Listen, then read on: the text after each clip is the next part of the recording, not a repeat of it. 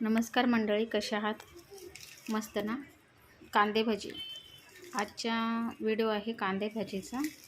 Actually मी already कांदा, कोथिंबीर आणि मिरची चिरून ठेवली होती.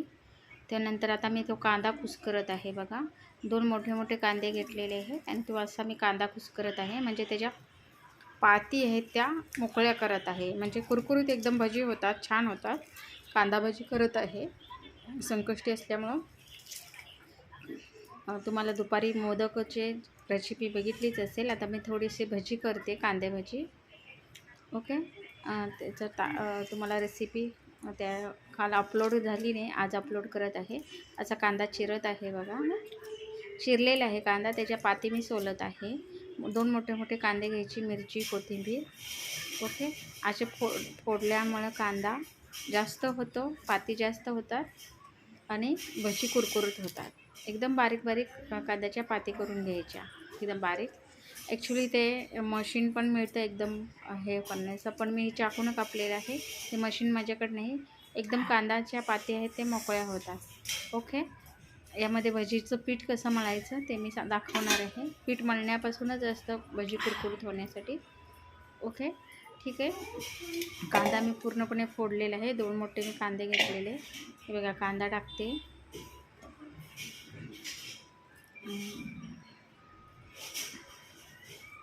कांदा पूर्ण फोडलेला आहे.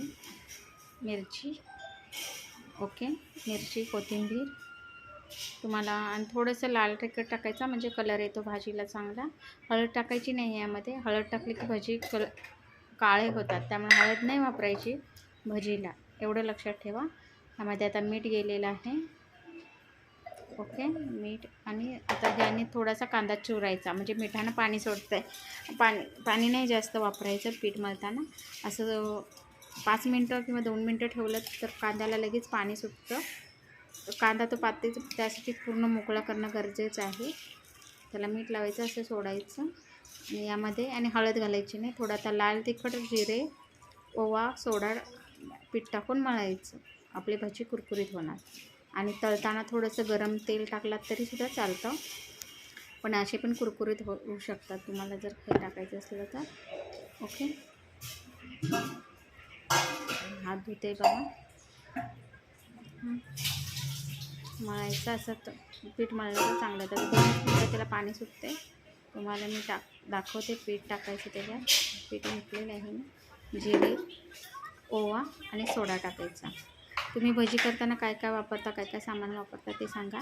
वेगवेगळ्या प्रकारचे आपण भारतामध्ये भजी केले जातात, ते माहीतच आहे तुम्हाला. पण आता मी सध्या आज कांदे भजी करते. बटाटे भजी, पालक भजी वगैरे काही करत नाही आहे.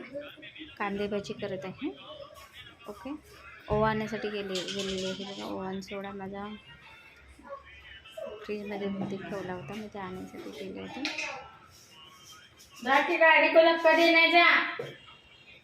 ओवा चोळून घ्यायचं, म्हणजे वास चांगला येतो भजीला, माहितीच असेल तुम्हाला. ओके. बाबा के हेल्प के लिए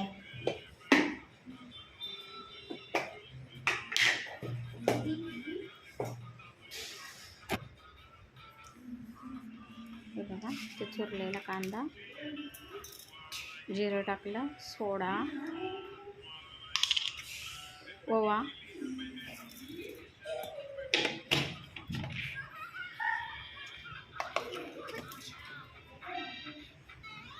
थोडंसं लाल तिखट. ओके, आपलं घरचं लाल तिखट टाकलेलं, तांबडा तिखट वगैरे नाही. अजून चुरायचं. ओके, असं चुरायचं आणि वरून पीठ टाकायचं. पाणी थोडंसंच लागेल, नाही तर नाही लागणार. ऑलरेडी कांद्याला पाणी सुटलेलं आहे मिठामुळं. आता पीठ टाकायचं आणि मग भजी असं परफेक्ट कुरकुरीत भजी छान होतं. चपाती खाएगा, वडापाव खाएगा का वडापाव? मला किती पाहिजे तेवढं, म्हणजे त्या कांद्यावर जास्त पीठ घ्यायचं नाही. त्या कांद्याला पुरेल इतकंच, लागेल इतकंच पीठ घ्यायचं, नाहीतर कुरकुरीत होणार नाहीत भजी. तुम्हाला जास्त माणसं असतील तर जास्त कांदा चिरायला लागतील. मी 2 माणसासाठीच केलेलं आहे. बघा, असं चुरायचं. आपोआप ओला होतो कांदा.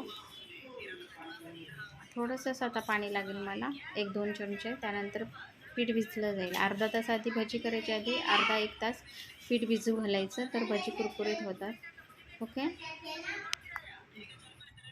Okay, thank you.